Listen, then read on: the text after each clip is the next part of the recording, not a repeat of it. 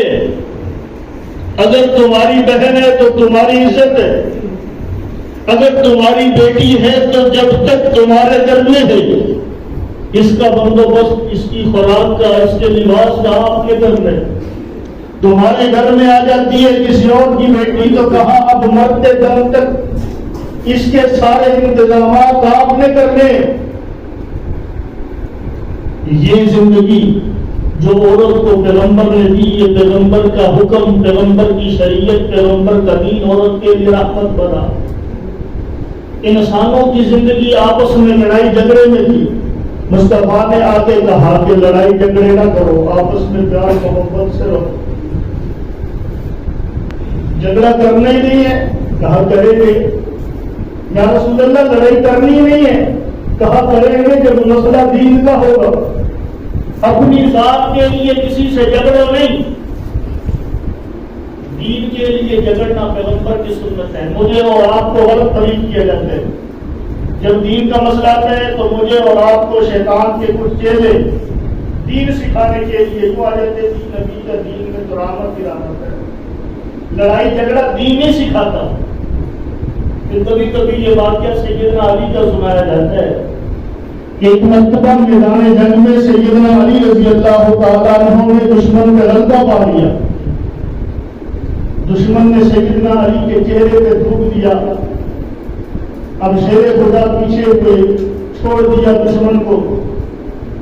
پوچھا گیا کہ اے امیر المومنین آپ نے چھوڑ دیا؟ حضور نے پوچھا علی کہ تو نے چھوڑ دیا؟ کہا یا رسول اللہ، جب دشمن پہ غلبہ پایا اس وقت خدا کے لیے تھا، پھر دشمن نے میرے اوپر تھوکا، میں نے چھوڑ دیا کہ کہیں میرا ذاتی غصہ اس پہ نہ نکل جائے۔ یہ اخلاق تھے، لیکن پوچھنے والا کہ یہ بھی تو پوچھے کہ اگر یہی اخلاق ہے دشمن کو چھوڑ گا پھر علی میدان میں اترے ہی کیوں تھے؟ اگر اخلاق چھوڑنا ہی تھے پھر علی گھوڑے پہ سوار کیوں ہوئے تھے؟ اگر دشمن کو چھوڑنا ہی اخلاق ہے تو پھر تلوار کیوں پکڑی تھی؟ اگر کچھ نہ کہنا ہی اخلاق ہے پھر شیر خدا نے فضا کیوں پہنی تھی؟ اگر میدان میں نکل کے معافی کرنا ہے پھر شیر خدا نے گربان پکڑا کیوں تھا؟ پھر زمین پہ گرایا کیوں تھا؟ پھر سینے پہ چڑھ کے بیٹھے کیوں تھے؟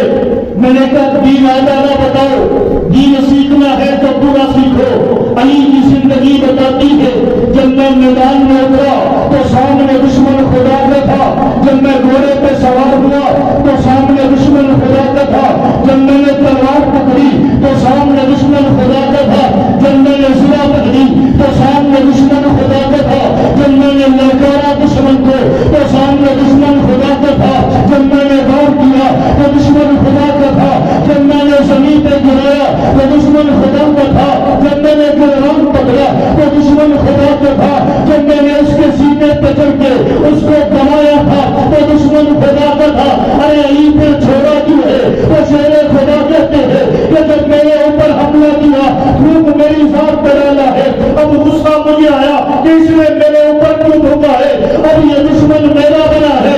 جب تک خدا کا دشمن تھا تو علی نے للکارا بھی ہے، علی نے مارا بھی ہے، علی نے پچھاڑا بھی ہے، علی نے گرایا بھی ہے، علی نے دمکایا بھی ہے، علی نے حملہ بھی کیا ہے۔ جب موت کا مسئلہ آیا ہے تو علی پیچھے ہٹ جاتا ہے، یہ کائنات کو بتاتا ہے کائنات والوں تمہاری ذات پہ جو حملہ کر جائے تمام کر دینا، تمہاری کائنات غلط کر جائے تمام کر دینا، تمہارا ایمان چھین جائے تمام کر دینا، لیکن اگر کوئی دشمن خدا کا بن کے آئے تو جیسا بھی بہادر کیوں نہ ہو، جیسا بھی ہمت والا کیوں نہ ہو، جتنا بھی بڑا پہلوان کیوں نہ ہو، پھر پنجہ آزمانا تمہارے لیے ضروری ہے، پھر اس دشمن پہ وار کرنا ضروری ہوگا، پھر اس مسلم کو زمین پہ گرانا ضروری ہوگا۔ اخلاق یہ نہیں ہے کہ کسی کو کچھ بھی نہ کہو، اخلاق یہ ہے کہ اپنی ذات کے لیے کسی کو کچھ نہ کہو۔ کوئی تمہیں برا کہے تو چھوڑ دو، ارے برا کہتا ہے تو کہتا رہے، مجھے کوئی پرواہ نہیں ہے۔ اور ایمان یہ ہے کہ پیغمبر کے دین کے خلاف ہلکا سا سوچا بھی تو گریبان پکڑ کے زمین کے خلاف ہوا۔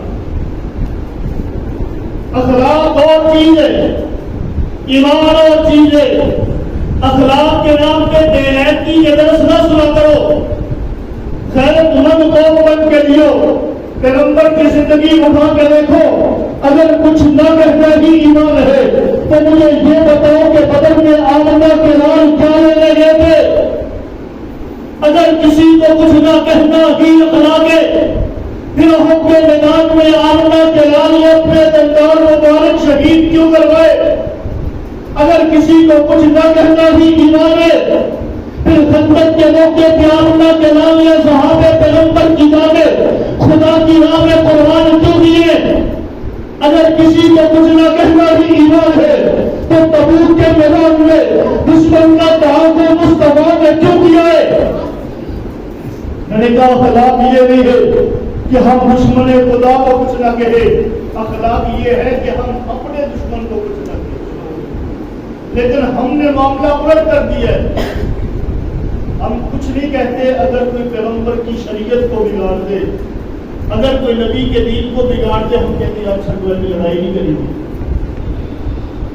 اور ہمارا کوئی 5 مرلے کا مکان ضبط کر جائے تو ہم عدالت کا رخ کرتے ہیں۔ یہ بات سوچے بنا کہ جو میرے 5 مرلے کے پلاٹ پہ بیٹھا ہے وہ میرا سگا بھائی ہے، وہ میرا سگا چاچا ہے، وہ میرا رشتہ دار ہے، وہ میرا خون ہے۔ میں بھول جاتا ہوں کہ وہ میرا بھائی ہے، میں بھول جاتا ہوں کہ میرا رشتہ دار ہے، مجھے پتا ہے کہ یہ زمین میرا حق ہے تو میں کسی کو کیوں دوں؟ اس وقت اخلاق یاد نہیں آتی، اس وقت کوئی بیٹھ کے بٹھائے تھی کہ یار چھوڑ میرا چاچا ہے، نہیں میرا تو چاچا لگا اپنی ذات کا مسئلہ ہو تو ہم عدالت میں بھی جاتے ہیں، اس پہ کیس بھی کرتے ہیں، جھگڑا جہاں پہ ہو جائے وہ ہمارے اوپر ہاتھ اٹھائے تو مقابلہ جہاں نہیں کرتے ہیں، اور اس لیے کرتے ہیں کہ اگر نہ کیا تو لوگ مجھے کہیں گے، ڈر گیا، مار کھا لی۔ اور جب دین کا مسئلہ ہو جائے، پیغمبر کی ذات پہ حملہ ہو جائے، پیغمبر کی شریعت پہ حملہ ہو جائے، وہاں پہ پھر ہمیں اخلاق یاد آ جاتے ہیں، وہاں اسلام کا حسن سیرت یاد آ جاتا ہے۔ ایسا نہیں ہے، پیغمبر کی سیرت اٹھا کے دیکھو، نبی کے رستے میں کانٹے بچھائے گے، نبی نے کچھ نہ کہا، نبی کے اوپر کوڑے ڈالے گے، آمنہ کے لال نے کچھ نہ کہا، پیغمبر کی ذات پہ اوڑیاں گندی اوجڑیاں گندی پھینک دی گئی، حضور نے کچھ نہ کہا، نبی کے گلے میں رسیاں ڈال کے پیغمبر کے گلے کو دبایا گیا، آمنہ کے لال نے کچھ نہ کہا، نبی کے یاروں کو ستایا گیا، آمنہ کے لال نے کچھ نہ کہا۔ جب مسئلہ شریعت محمدی کا آیا، ایک وقت ایسا بھی آیا کہ آمنہ کے لال کے سامنے بنو خزوم بنی مخزوم کا ایک فرد ہے، لوگ آتے ہیں، اس بنی مخزوم کی عورت چوری کرنے کی ہے، چوری کرنے کے بعد لوگوں نے کہا کہ اب کیا ہوگا؟ فیصلہ مصطفیٰ کی عدالت میں آمنہ کے لال نے کہا اس عورت کا ہاتھ کاٹا جائے گا۔ اب پورا قبیلہ پریشان ہے، اگر ہماری عورت کا ہاتھ کاٹ دیا گیا تو معاشرے میں نام نہ رہے گی، عزت نہ رہے گی، لوگ کیا کہیں گے کہ تمہارے قبیلے کی عورت نے چوری کی ہے، تمہارا مصطفیٰ نے ہاتھ کاٹا ہے، اب حضور کے پاس جانے کی تیاری ہے۔ یا رسول اللہ اس عورت کا ہاتھ نہ کاٹا جائے، لیکن یہ جملہ حضور سے کہے گا، یہ جملہ کہنے کی جسارت کس میں ہے؟ اتنی ہمت ہے جس میں کہ آمنہ کا لال کہنے کہ ہاتھ کاٹنے، اور کوئی جا کے کہے یا رسول اللہ ہاتھ نہ کاٹے۔ دیکھا اصحاب کے جرمن میں، جماعت صحابہ میں دیکھا کہ ایسا فرد تو ملے تو اسامہ بن زید رضی اللہ تعالیٰ عنہ، حضرت بن حارثہ رضی اللہ تعالیٰ عنہ کے بیٹے، اور زید بن حارثہ رضی اللہ تعالیٰ عنہ وہ صحابی ہیں جنہیں حضور نے اپنا بیٹا بنایا تھا، سیدنا خدیجہ کے غلام تھے، جب شادی ہوئی تو حضور صلی اللہ علیہ وسلم کو ہدایت کر دیے. اب حضور کی خدمت میں رہتے ہیں. ادھر دشمن نے انہیں اغوا کر کے مکہ کی سرزمین پہ بیچا تھا. باپ ڈھونڈتا ڈھونڈتا مکے کی سرزمین تک آ جاتا ہے. پتا چلتا ہے کہ اس جگہ پہ محمد رسول اللہ نامی ایک آدمی ہے کہ جس کے گھر میں میرا بیٹا غلامانہ زندگی گزارتا ہے. باپ اور چچا حضور کے پاس آئے. اے اللہ کے پیغمبر, ہم نے آپ کے بارے میں سنا ہے, آپ بڑے کریم انسان ہیں, آپ بڑے اچھے اخلاق کے مالک ہیں, کہنا کیا چاہتے ہیں, آپ کے پاس ہمارا ایک بیٹا ہے, آپ ہمیں دے دیجیے. جو قیمت لینا چاہتے ہیں ہم دینے کے لیے تیار ہیں, جو بدلہ لینا چاہتے ہیں ہم لینے کے لیے دینے کے لیے تیار ہے, جو معاوضہ لینا چاہتے ہیں ہم دینے کے لیے تیار ہے, لیکن ہمیں ہمارا بیٹا دے دیجیے. آمنہ کے لال نے کہا, تمہارے بیٹے کا نام کیا ہے؟ اللہ کے پیغمبر, ہمارے بیٹے کا نام زید ہے. حضور نے آواز دی, کہا زید. زید نبی کے قدموں میں حاضر ہوا. کہا پہچانتے ہو یہ کون ہے؟ جی یا رسول اللہ, یہ میرے ابا جان ہے, یہ میرے چچا جان ہے. ارے کیا کہنا چاہتے ہو؟ ارے زید, ہم تمہیں لینے کے لیے آئے, یہاں غلامی کی زندگی, وہاں اپنے گھر میں آزاد ہو کے رہے گا. سیدنا زید نے حضور کی طرف دیکھا, حضور نے ان کی طرف دیکھا, دیکھ کے کہا کہ لوگوں, یہ تمہارا بیٹا, یہ تمہارے ابا جان, یہ تمہارے چچا جان, اور تم آمنے سامنے بیٹھے ہو. اگر زید کہے کہ میں نے اپنے باپ کے ساتھ جانا ہے, میں روکوں گا نہیں, میں تم سے کوئی بدل بھی نہیں لوں گا, میں تم سے کوئی معاوضہ بھی نہیں لوں گا, بنا قیمت میں تمہارا بیٹا تمہارے حوالے کر دیا جائے گا. اگر بیٹا کہے کہ میں نے جانا نہیں ہے, میں تمہارے بیٹے کو مجبور نہ کروں گا, باپ کا دل کھلتا ہے, بیٹے کے چہرے پہ مسکراہٹ آ جاتی ہے. وہ کون سا بیٹا ہوگا جو کہے گا کہ میں نے باپ کے ساتھ جانا نہیں ہے؟ وہ کون سا بیٹا ہوگا جو کہے گا میں اپنے علاقے میں جانا نہیں ہے, میں نے غلامی کی زندگی گزارنی ہے؟ کائنات والوں, یہ منظر بھی آسمان نے دیکھا ہے, یہ منظر بھی زمانے نے دیکھا ہے. وہ دن دیکھا ہے تو ایک ہی دربار تھا جسے مصطفیٰ کا دربار کہا جاتا ہے. یہ اسی دربار کے اندر سے خوشبو ہوتی ہے. نہ اس سے پہلے کائنات نے یہ نظارہ دیکھا, نہ قیامت کی صبح تک کائنات یہ نظارہ کر سکتی ہے کہ بیٹا اٹھ کے کہتا ہے, ابا جان چھوڑ چاہیے, مجھے آزادی نہیں, محمد کی غلامی چاہیے. سبحان اللہ. باپ بیٹے کو دیکھ رہا ہے, چچا بتیجے کو دیکھ رہا ہے. بیٹا پاگل تو نہیں ہے, ہوش و حواس تو قائم ہے. کیا کہہ رہا ہے؟ کہاں ہوش و حواس قائم ہے, جو کہہ رہا ہوں سچ ہی کہہ رہا ہوں. کہا وہاں تیری ماں بھی ہے, وہاں تیرا باپ بھی ہے, وہاں تیرے بھائی بھی ہے, وہاں تیرا کنبہ قبیلہ بھی ہے, وہاں تیرا بچپن کا یارانہ بھی ہے. اسے چھوڑ دے گا؟ تو زید بن حارثہ رضی اللہ تعالیٰ عنہ کہنے لگے, ابا جان اب کائنات بھی چھوڑنی پڑے تو چھوڑ سکتا ہوں, محمد کی غلامی سے نہیں کر سکتا. اس کے بعد حضور نے آزاد کیا. زید بن حارثہ رضی اللہ تعالیٰ عنہ کو اپنا بیٹا بنا لیا. کہاں دنیا زید بن حارثہ کہتی تھی. پھر اس کے بعد مکے کی سرزمین میں یہ فضا میں آواز گونجی, آج کے بعد زید بن حارثہ نہیں ہے, یہ تو زید بن محمد ہے. دنیا نے حارثہ کا نام مٹا دیا, پھر وہ محمد کا بیٹا بنا. دنیا زید بن محمد کہتی نہیں. پھر شریعت کا حکم دوبارہ آیا, اللہ کی ذات نے دوبارہ حکم دیا, ادعوہم لآبائہم هو اقسط عند اللہ. سورہ احزاب, اللہ کا قرآن کہتا ہے کہ جو جس کا بیٹا ہے اسی کی طرف منسوب کیا جاؤ. لے کے پال تو لیتے ہیں, لیکن باپ کا نام وہی رکھو جو اس کا حقیقت میں باپ ہے. باپ کا نام تبدیل نہ کرو. تم پال سکتے ہو, کسی کو اپنا بیٹا بنا تو سکتے ہو, لیکن اس کے باپ کا نام تبدیل نہیں کر سکتے. اس کے بعد دوبارہ زید بن حارثہ کہا جانے لگا. میں نے کہا ان زید بن حارثہ کے بیٹے تھے سیدنا اسامہ بن زید. حضور صلی اللہ علیہ وسلم کے بڑے محبوب تھے, بڑا پیار تھا اس بیٹے کے ساتھ بھی. آج بھی معاملہ ایسے ہی ہے. لوگ کہتے ہیں کہ بیٹوں سے زیادہ پوتے عزیز ہوتے ہیں، پوتوں سے پیار زیادہ ہوتے ہیں۔ وہ زید بن حارثہ بھی تو حضور کا بیٹا بن چکا تھا، یہ اسامہ بن زید بھی تو اسی کے بیٹے تھے۔ اللہ کے پیغمبر سے پیار بہت ہے۔ قبیلہ بنی مخزوم کے لوگ آئے، کہنے لگے کہ لوگوں ایسے کرو، وہ اسامہ جا رہا ہے، اسامہ سے کہو کہ جا کے حضور سے کہے کہ ہماری عورت کا ہاتھ نہ کاٹا جائے، اس کے بدلے میں جو قیمت لینا چاہتے ہیں ہم قیمت ادا کرنے کے لیے تیار ہیں۔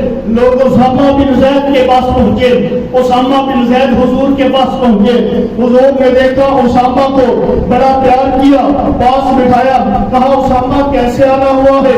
یا رسول اللہ کی چھوٹی سی عرض کرنی ہے۔ کون سی عرض ہے؟ اللہ کے پیغمبر کے سامنے اسامہ بن زید کو کیا پتا کہ پیغمبر کا جمال کیسا ہے، پیغمبر کا جلال کیسا ہے، پیغمبر اس وقت کس حالت میں ہے، یہ حکم کے بعد کیا ہوگا، وہ تو لوگوں نے دیکھا تھا۔ اسامہ حضور کی خدمت میں چلے آئے، اللہ کے پیغمبر سے کہنے لگے یا رسول اللہ آپ نے کوئی فیصلہ بھی کیا ہے؟ کون سا فیصلہ؟ کہا وہ بنی مخزوم کی عورت نے چوری کی تھی۔ اللہ کے پیغمبر نے فرمایا کہ ہاں، کیا فیصلہ کیا ہے؟ حضور فرمانے لگے کہ اس کا ہاتھ کاٹ دیا جائے گا۔ یا رسول اللہ، قبیلے کے لوگ کہتے ہیں کہ جا کے حضور سے سفارش کر دو کہ یا رسول اللہ ہاتھ نہ کاٹو، ہماری عزت کا مسئلہ ہے، ہاتھ نہ کاٹو، جو قیمت لینا چاہتے ہو ہم دینے کے لیے تیار ہیں۔ اللہ کے پیغمبر سیدھے ہو کے بیٹھے، پیغمبر کا چہرہ غصے سے سرخ ہوا۔ وہ کہاں پہ محبت کا مظہر، کہاں پہ جہانوں کے لیے رحمت بننے والا نبی، اور چہرہ سرخ کیوں ہو رہا ہے؟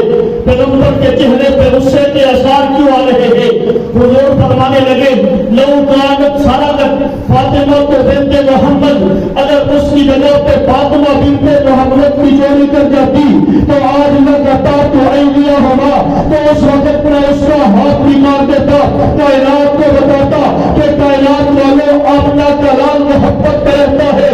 دنیا والوں اگر کوئی قانون خدا کو جھیلے گا، اگر کوئی دستور خدا کو چھیڑے گا تو پھر آمنہ کے لال کا جمال جلال میں بدلتا ہے، پھر آمنہ کے لال کا پیار شدت میں بدلتا ہے، پھر آمنہ کے لال کی محبت نفرت میں بدل جاتی ہے۔ حضور سب کچھ کر سکتے ہیں لیکن قانون خدا پہ کوئی آج برداشت کر سکتے نہیں۔ میں نے کہا یہ محبت کی نفرت کی حضور نے سکھائی۔ اللہ کے نبی صلی اللہ علیہ وسلم کی زندگی میں صرف پیار نہیں ہے بلکہ دشمن خدا کے ساتھ نفرت بھی ہے۔ اگر صرف پیار بتاؤ گے نفرت نہ بتاؤ گے تو گویا پیغمبر کی آدھی زندگی بتا رہے ہو، آدھی زندگی چھپا رہے ہو، یا آدھی زندگی کو اچھا سمجھتے ہو باقی آدھی زندگی کو اچھا نہیں سمجھتے۔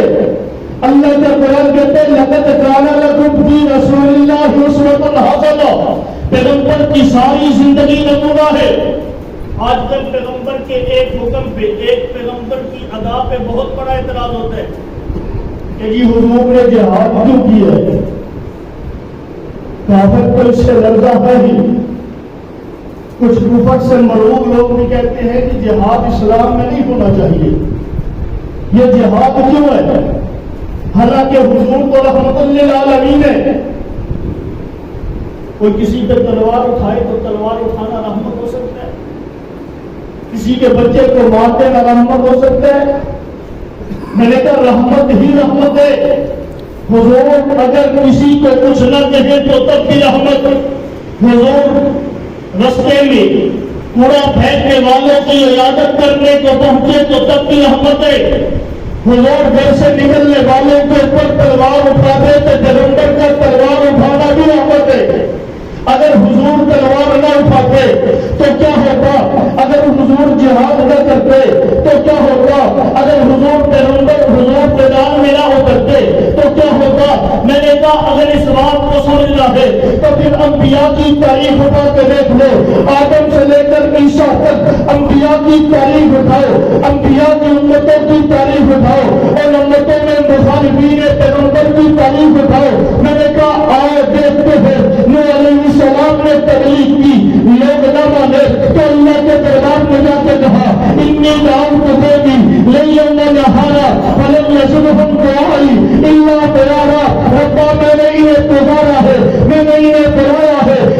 حق کی بات نہیں ہے، لیکن یہ مانتے ہی چلے گئے ہیں، یہ حق سے دور ہی ہوتے چلے گئے ہیں۔ میں نے کہا ابراہیم کی بات میں دیکھتے ہیں کہ ابراہیم علیہ السلام کی بات نہ مانی، ابراہیم علیہ السلام قوم کو چھوڑ کے چلے گئے۔ لوط علیہ السلام کی قوم کو دیکھتے ہیں کہ لوط علیہ السلام سمجھا کے تھک جاتے ہیں، قوم نے بات نہ مانی۔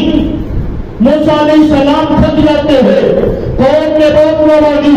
پھر کیا ہوا؟ آسمان سے عذاب آتے ہیں، نوح کی ساری قوم کو بہا کے لے جاتے ہیں۔ کوئی ایک کافر بھی بچتا ہے؟ کوئی کافر نہ بچا۔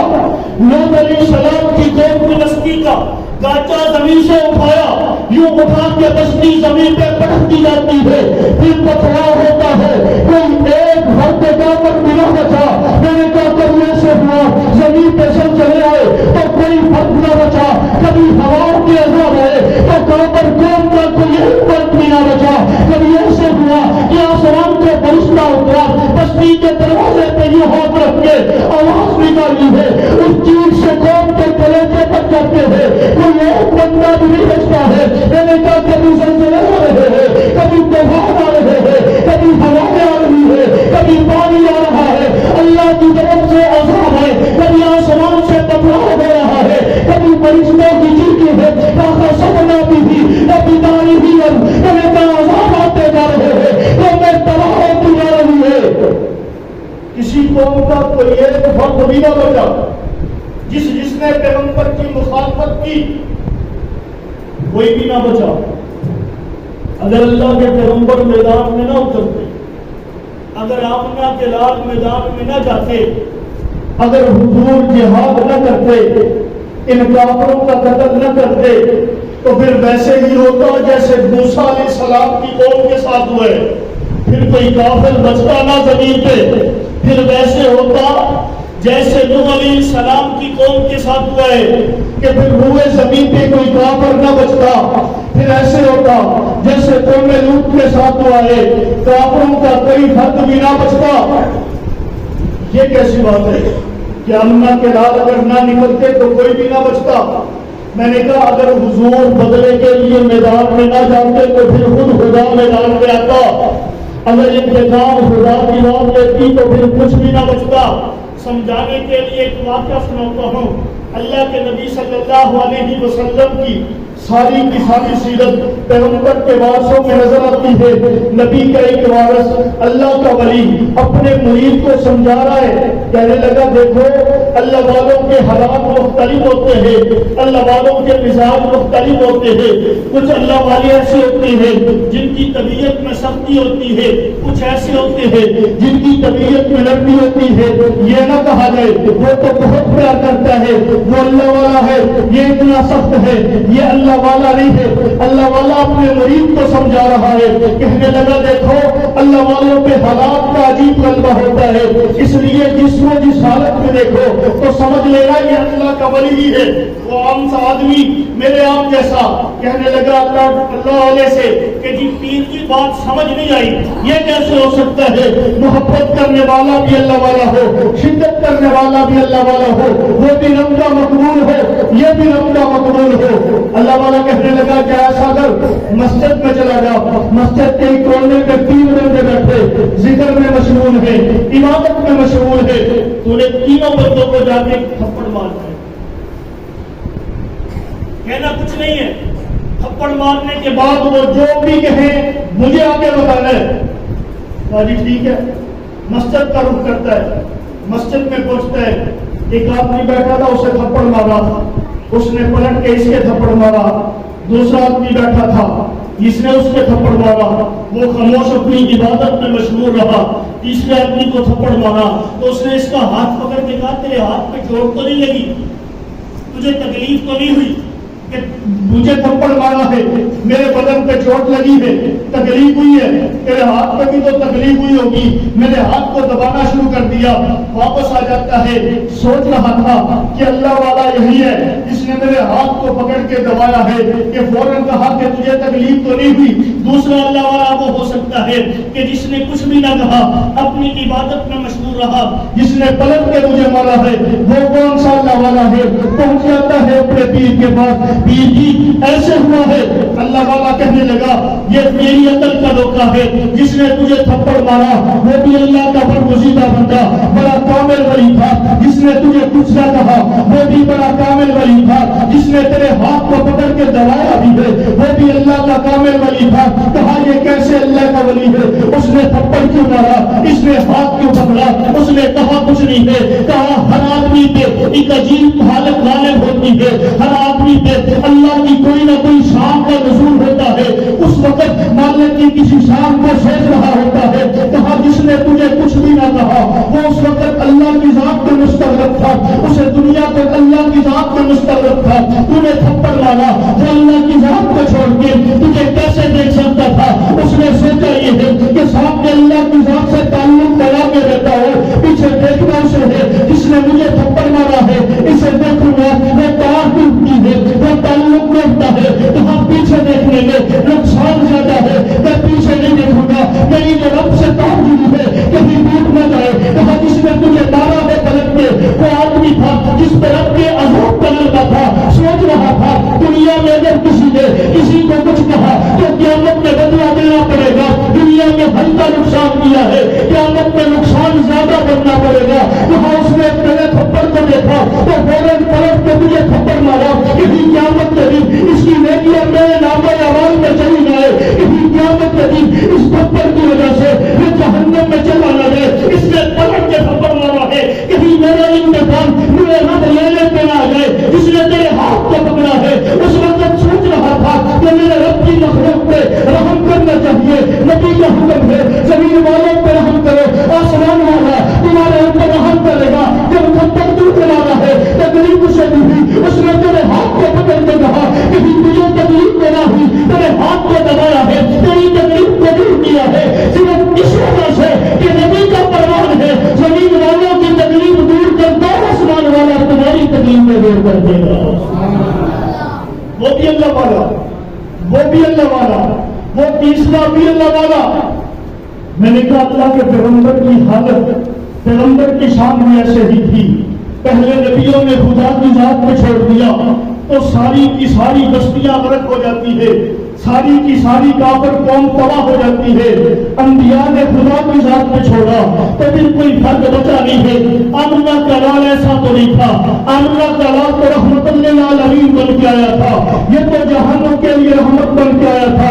اگر آمنہ کا لال میدان میں آ جاتا, اللہ کا عذاب آ جاتا تو پوری کی پوری بستی ہی تباہ ہو جاتی.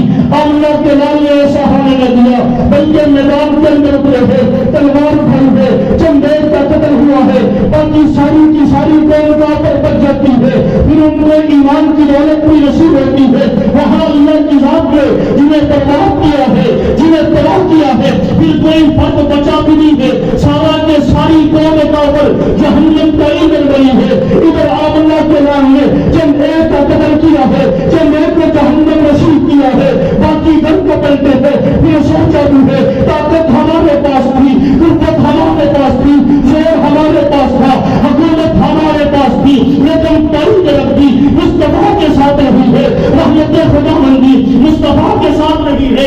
اللہ کی مدد و نصرت مصطفیٰ کے ساتھ رہی ہے. پھر وہاں ایمان کو ڈالتا ہے, اندر دل کو ڈالتا ہے. کائنات ٹوٹی ہے, مصطفیٰ سچے ہے, کائنات غلط ہے, اور میرا کلام سچا ہے. پھر مخاطب کے باوجود جہاد سے بچانے کے بعد مصطفیٰ کے قدموں میں پہنچے ہیں, جہاں تک کرنا پڑا ہے لا الہ الا اللہ محمد رسول اللہ. میں نے کہا آپ لوگ بتا دو اگر آمنہ کلام جہاد نہ کرتا تو اس کو کلمے کی دولت کیسے نصیب ہوتی؟ اگر آمنہ کلام جہاد نہ کرتا ان کافروں کے لیے جنت کا سبب کیسے ہوتا؟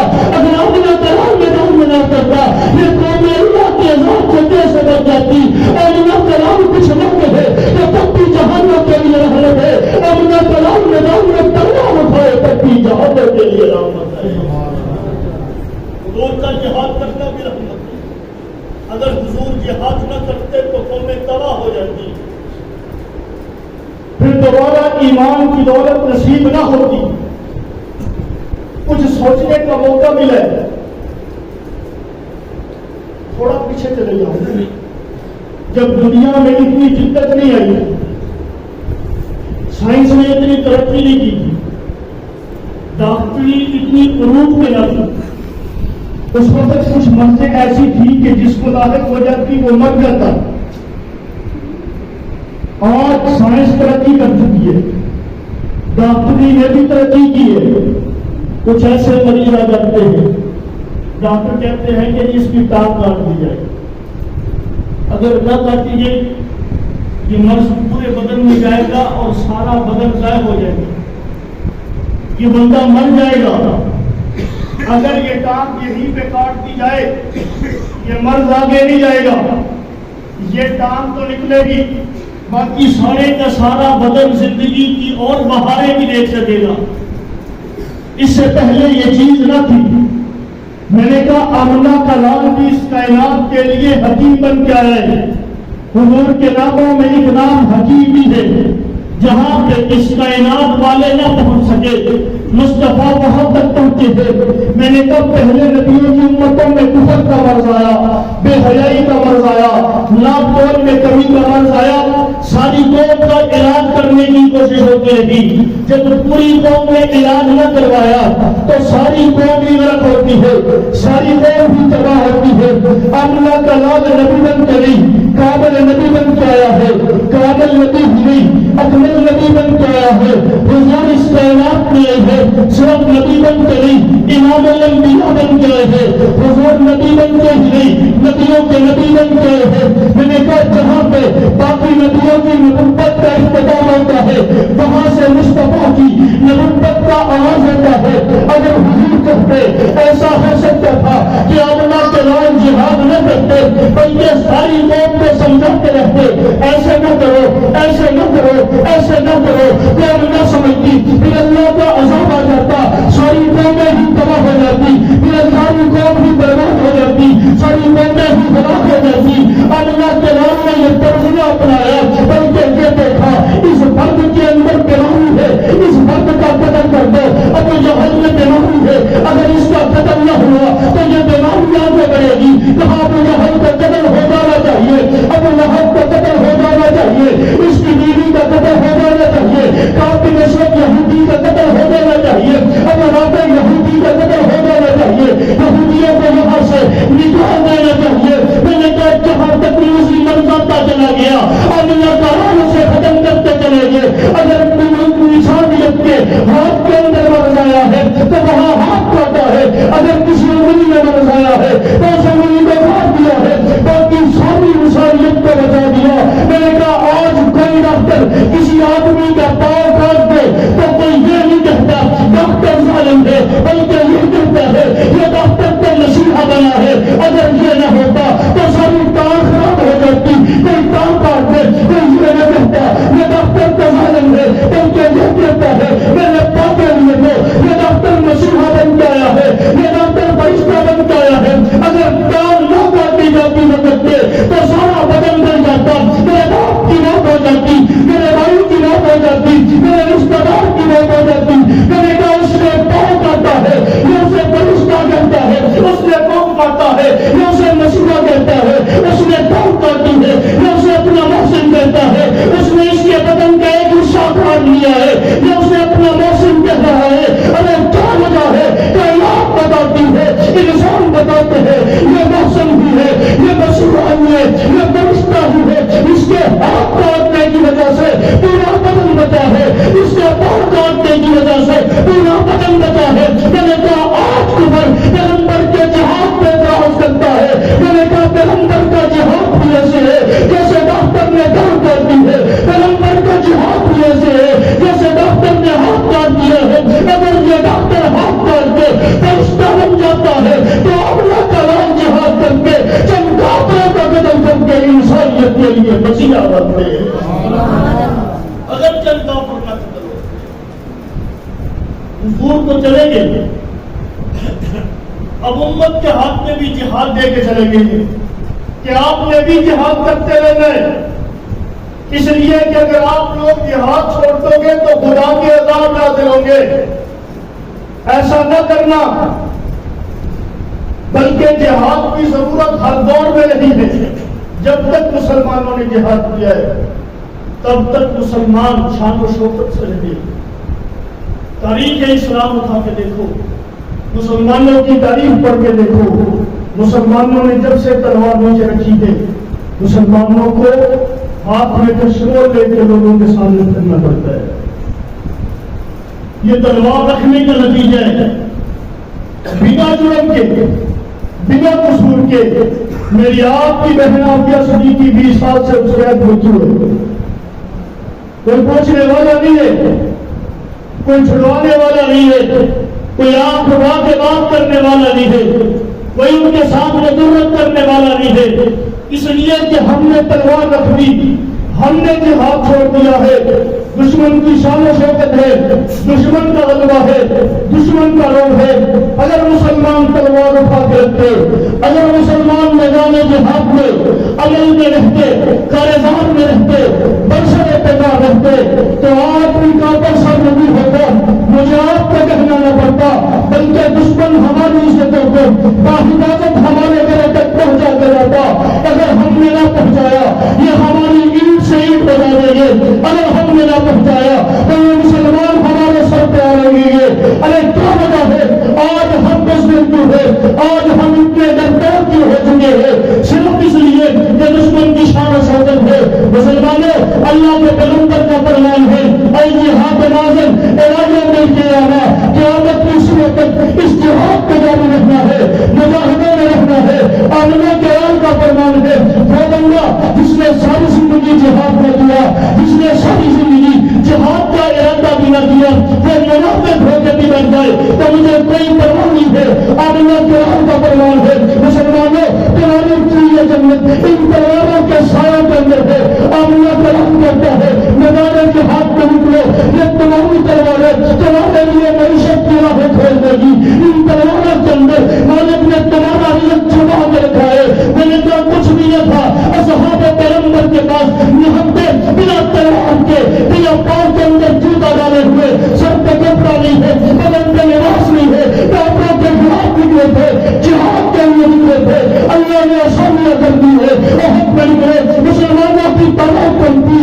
ہر دور میں مسلمانوں کے پاس اسباب بھی کم رہے ہیں, مسلمانوں کے پاس تعداد بھی کم رہی ہے, ظاہری قوت بھی مسلمانوں کے پاس کم رہی ہے. لیکن کائنات نے یہی دیکھا ہے کہ مسلمان ہمیشہ غالب رہا ہے, مسلمان کو ہمیشہ عزت ملی ہے, مسلمان کے اوپر اللہ کی رحمت کا ہاتھ رہا ہے. وہ تو بڑی پرانی باتیں ہیں, شاید ہمیں سمجھ رہا ہے.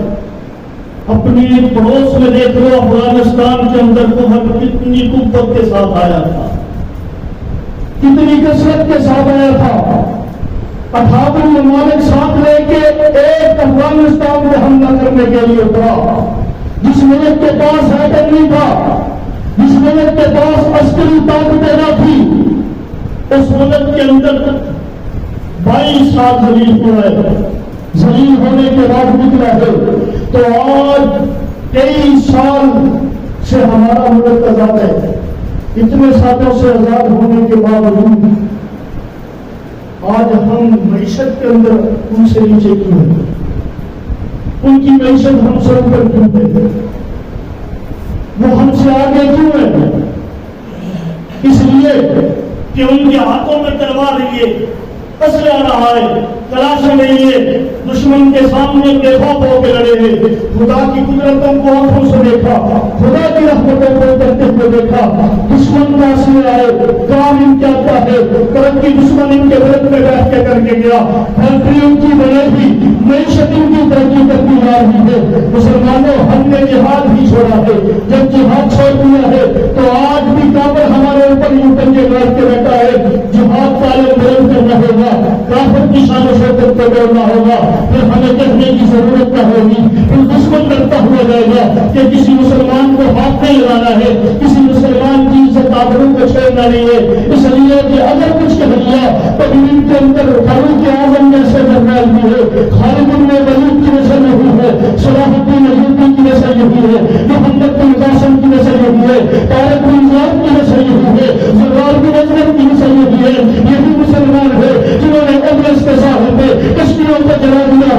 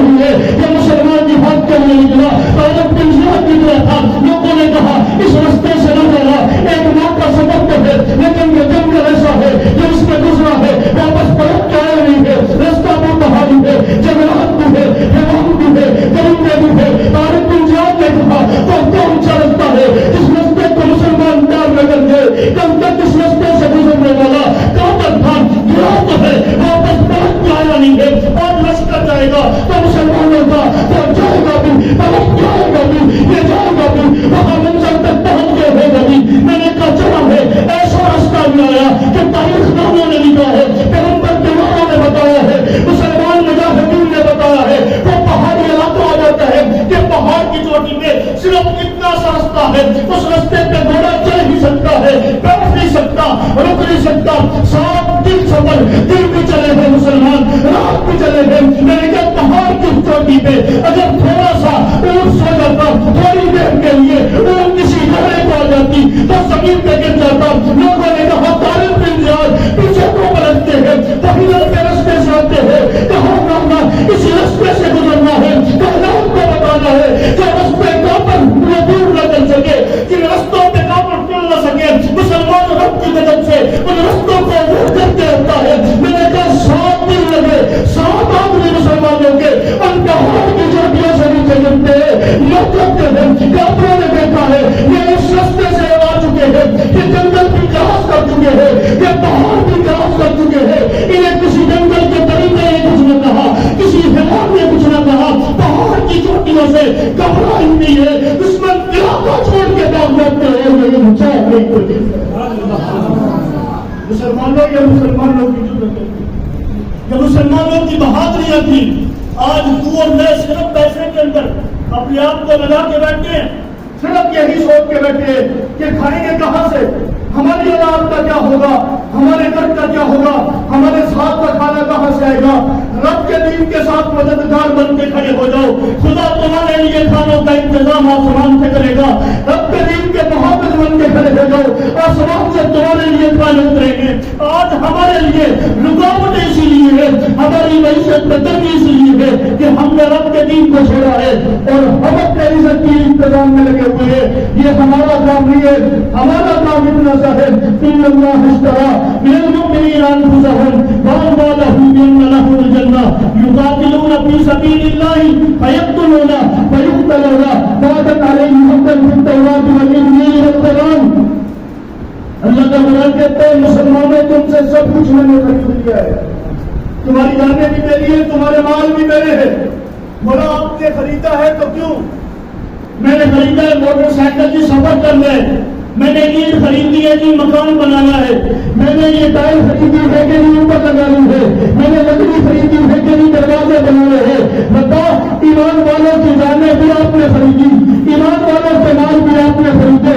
اب ان کا کرنا کیا ہے؟ کہاں فیقتلون فی سبیل اللہ فیقتلون. میں نے انہیں میدان میں اتارنا ہے، کافروں کے ساتھ جہاد کروانا ہے. آج ہم یہ کہہ دیتے ہیں کہ ہم نبی کی حرمت کے لیے مر سکتے، جان بھی قربان ہے، نبی کی عزت پہ جان بھی قربان ہے. لیکن قرآن اٹھا کے دیکھو، اللہ کے قرآن کا اسلوب کچھ اور کہتا ہے. کہا فیقتلون فی سبیل اللہ فیقتلون. جب میدان جہاد میں کرنا ہے، جب کافر سے پنجہ اڑانا ہے، جب کافر کے پنجے سے پنجہ آزمانا ہے، پھر پہلے مرنا نہیں ہے، فیقتلون پہلے دشمن کو مارنا ہے، فیقتلون دوبارہ شہید ہونا ہے، پہلے دشمن کو ختم کرنا ہے، پھر دشمن سے مارے بھی ہو تو پرواہ نہیں ہے. وعدا علیہ حقا، رب نے پکے وعدے کر دیے ہیں. التوراۃ والانجیل والقرآن. کہا تورات اٹھا کے دیکھو، رب کا وعدہ موجود ہے. انجیل اٹھا کے دیکھو، رب کا وعدہ موجود ہے. والقرآن، اس قرآن کو اٹھا کے دیکھو تو رب کے راستے میں ملنے والوں کے لیے رب کی نصرت کا وعدہ قرآن میں قرآن بتاتا ہے کہ ہم پیچھے ہم نے جہاد کو چھوڑا ہے. ایسے نہ بنو، بلکہ ہمیشہ اپنے سینوں کو بیدار رکھو.